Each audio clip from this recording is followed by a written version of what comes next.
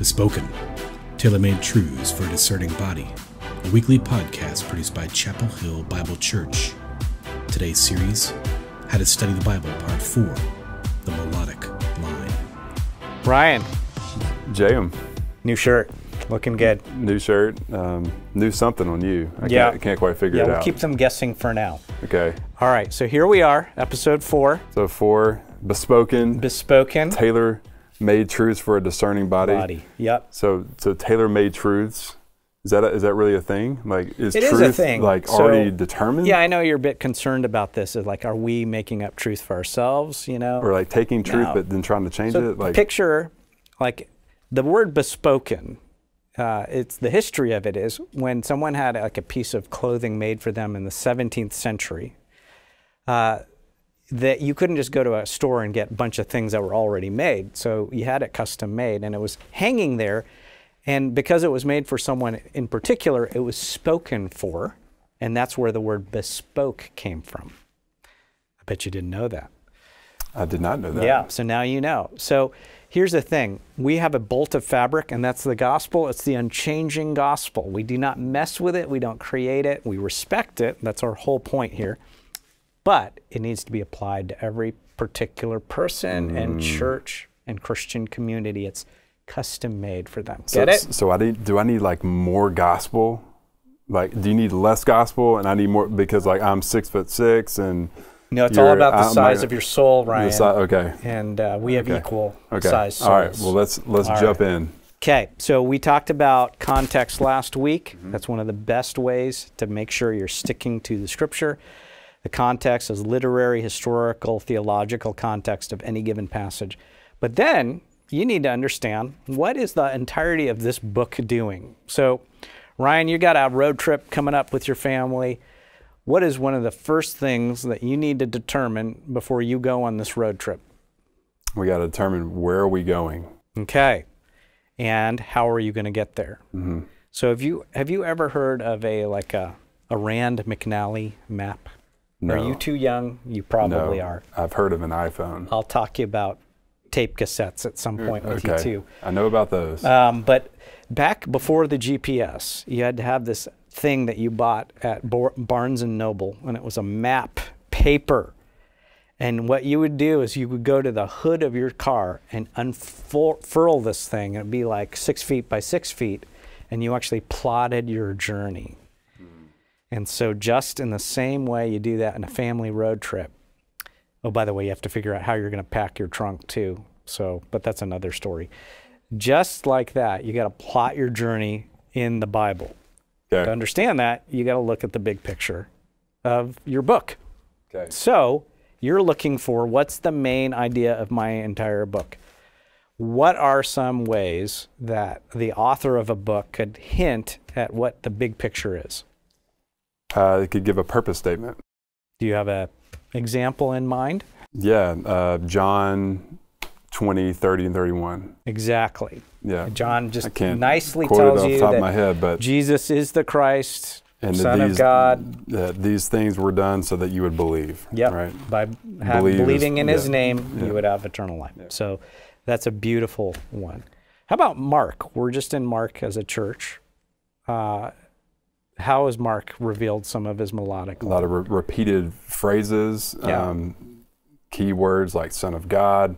Yep. This main question that we're asking, who is this man? Yep. So like at the end of the book, this centurion is looking up Jesus on the cross and said, surely this man must have been the Son of God. Even the demons are confessing that he's the Son of God. So it's clear that there's this Son of God. And then as you look at Mark, you also see this other part that he's suffering. He's going to be the suffering Son of God. And this whole other part of he's going to be a king. So you've got to read the book, and then guess what? Reread the book, and then guess what? Reread the book. Reread the book. That's one of the best ways to figure out like what the book is saying. So going back to the trip analogy at the beginning, how do we not go on a trip over and over again to get to where we're going? Yeah, so that once you've determined the big idea of your book, we're calling this a melodic line, which comes from like a piece of music. where you have like a repeated motif. And the whole music is just not that repeated motif. Give us one. Like Beethoven's Fifth Symphony. Dum, dum, dum, dum, bum, bum, bum, bum. It's not that over and over again, but I guarantee you, especially if you're cultured do you know his ninth? No, what is it? Ode to Joy? Yes. Yes? Sing it for us. Yeah, that was terrible. Yeah, but you get the point. My wife's the singer, not me. And the second you hear that, you're thinking, oh, that's the Fifth Symphony, or that's the Ninth Symphony, or that's Beethoven. Or if you're not very cultured, I think that's classical music. But that's how it works. It's a piece, it's not the whole thing, but it sets the tone. And that's how a melodic line works for a book. Okay. Another way is sometimes an author will bring up something on the front end of the book, and then he'll bring it back up on the back end of the book. We call this top and tail. That's another feature of finding the melodic line. Yep, we saw that in Romans. So that's what we're getting after, is it's going to be unique to every book, but by rereading it and rereading it and rereading it and looking at repeated phrases, top and tail, and a clear purpose statement sometimes, you figure out here is the big idea of the book. Well, just for the pure reader or people who are just wanting to grow in reading, what does Mortimer Adler have to say about this? Good old J. Mortimer Adler. He thinks this is extraordinarily important. Like when you pick up any book, but not least the Bible, you're trying to determine the overall point the author is trying to make. And this is a bit sneaky, and probably authors don't want you to do this, but he says basically go to the concluding chapter and read it, and then read the table of contents. And so the Bible is a piece of literature. Now, it happens to be true and it's authoritative, but it's a piece of literature, and we're just doing the same thing. Okay, so, well, let's give them some examples. Well, let me ask you this. Once you've determined the melodic line of a book, does that mean every sermon is basically the same thing through a book? No.